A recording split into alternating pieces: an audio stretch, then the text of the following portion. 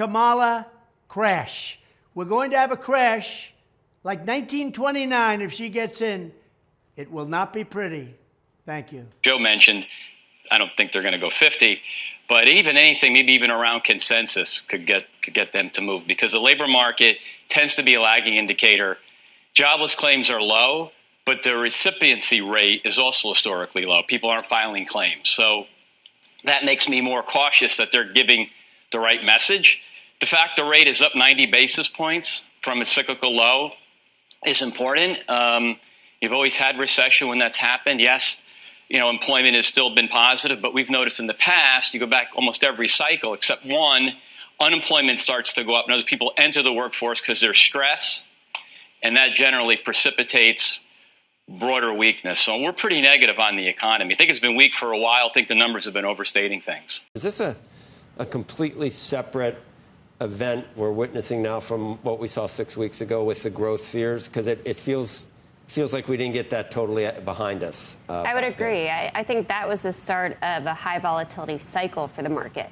The VIX spike aside, which was obviously pretty major, we had already seen the volatility index lose downside momentum for some time. So we feel like it's a pretty meaningful shift. Usually the high volatility regimes last maybe 9, 12 months. So we think it'll carry into early 2025. And with that, we moved to a neutral long-term bias just to reflect potentially a range-bound environment.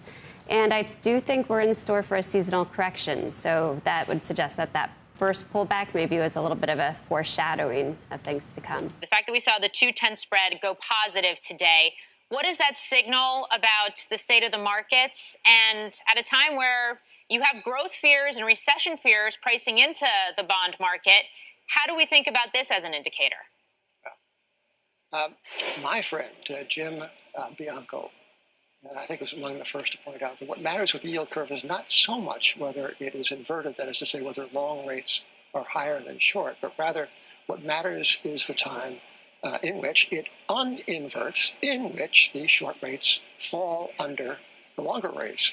All of which is to say that when the Fed decides, or the market decides for the Fed, that the economy needs some monetary jolt, the 2-year yield will plummet, and it will, on form, fall beneath the 10-year yield and longer-dated interest rates.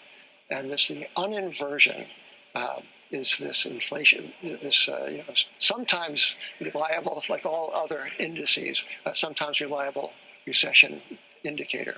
The Fed, this is a very interesting moment, isn't it? By some reckonings, the Fed is not restrictive and never has been.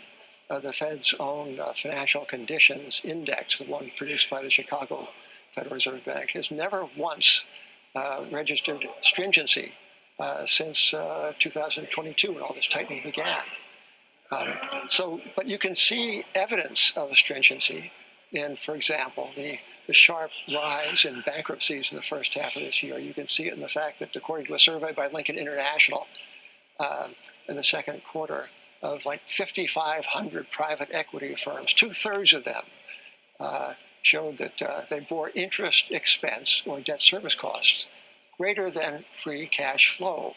So there are plenty of signs of stringency, not least, of course, in housing and commercial real estate. And yet, as we see by record high valuations in the stock market, there are also signs of great monetary accommodation.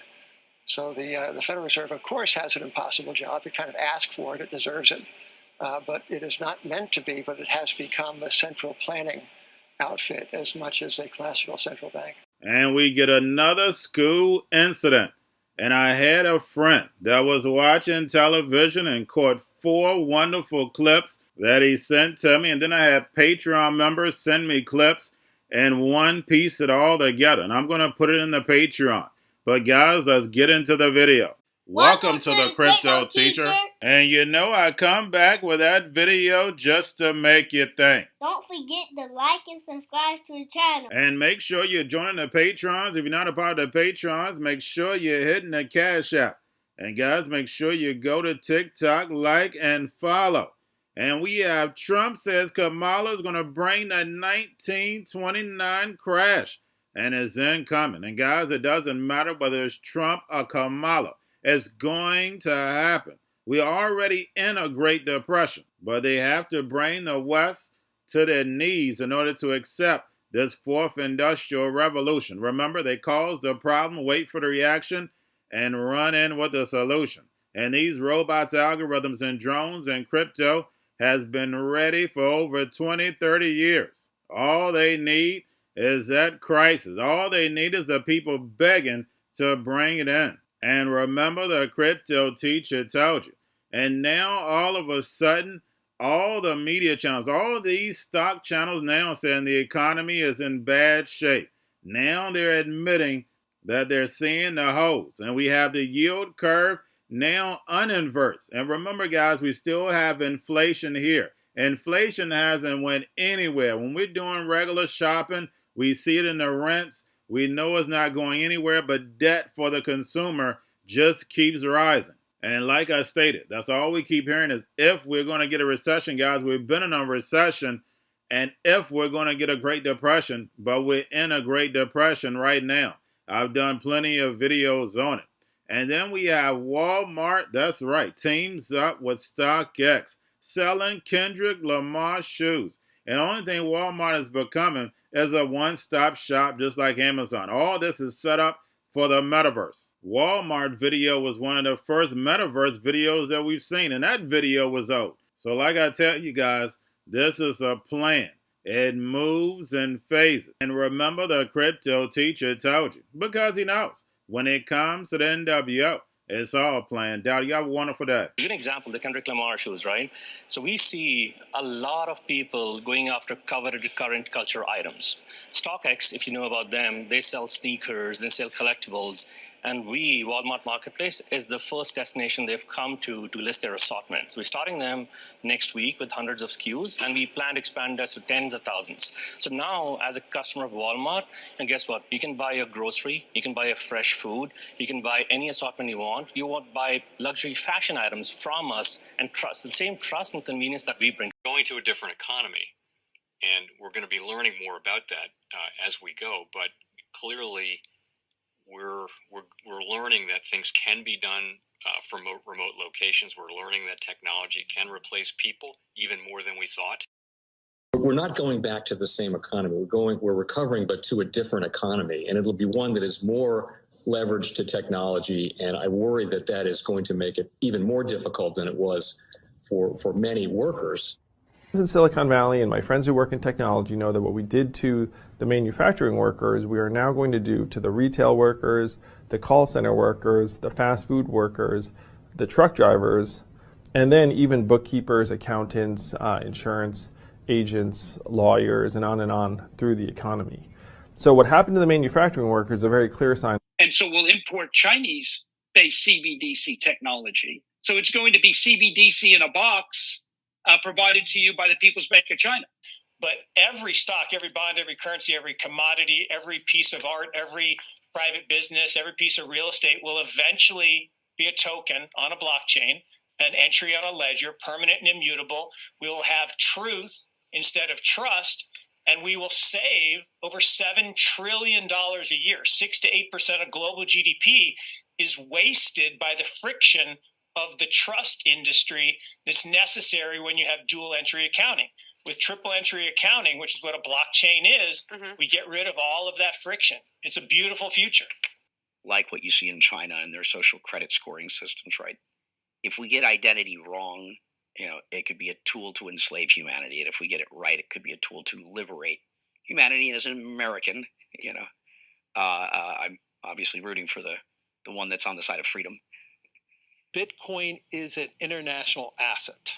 And also, I do believe the role of crypto is it's digitizing gold. I actually believe this technology is going to be very important. Look at it. We have been part of the huge revolution in investing through ETFs.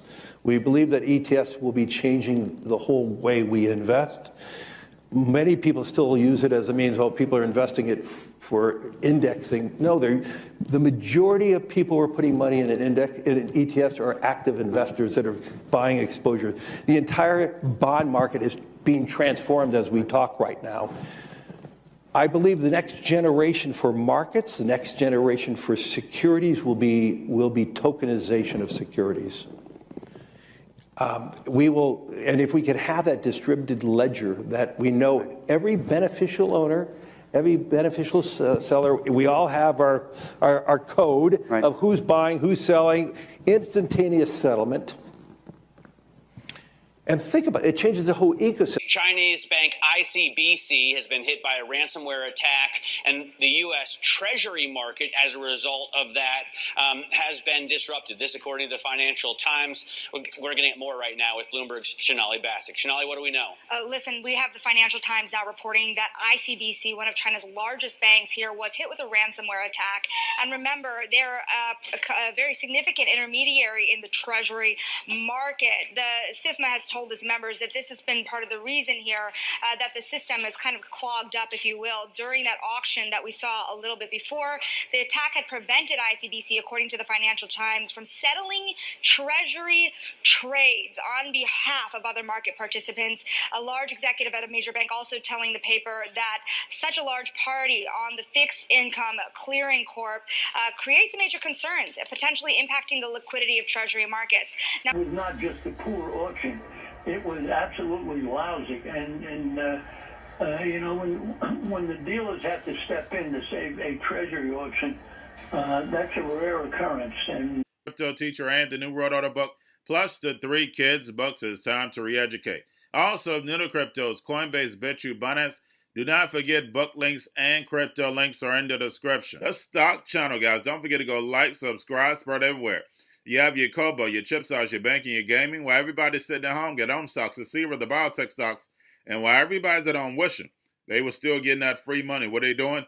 Drinking and smoking weed. Don't forget about those stocks, and you have a wonderful day. The most powerful person in the world is the storyteller. The storyteller sets the vision, values, and agenda of an entire generation to come. Steve Jobs. And guys, you know I truly believe in this. When you look at the New World Order, they're the storytellers. And that's the reason why I wrote my New World Order book. But guys, now it's time to change the current generation. And I wrote 3 kids books. You know, I love the Trinity because I understand the power that's in it. So I have 3 books. We have an opportunity to change the generation, to educate, not just me, but I want to show you that I take action on a daily basis. And I want you to take action on a daily basis. Whether it's your job, whether it's in your community, we have an opportunity right now to educate the masses. I posted this on my Twitter account. Please share, but this is a short clip of the 3 books. There's going to be a clothing line and action figures. Please get these books for your kids, nephews, cousins, friends, so therefore we can start the re-education now. Because as we see, the 4th Industrial Revolution foundation is definitely here. Robots, algorithms, drones, taking humanity out the picture. We have to re-educate. But let's get into the video. Part 1. King Joshua and Grandma Tam save the village. Part 2. King Joshua and Grandma Tam save New York from COVID-33. Part 3. King Joshua and Grandma Tam goes to China. It's mandatory to get part 1, part 2, and part 3 of this series. It's time to re-educate Generation Z.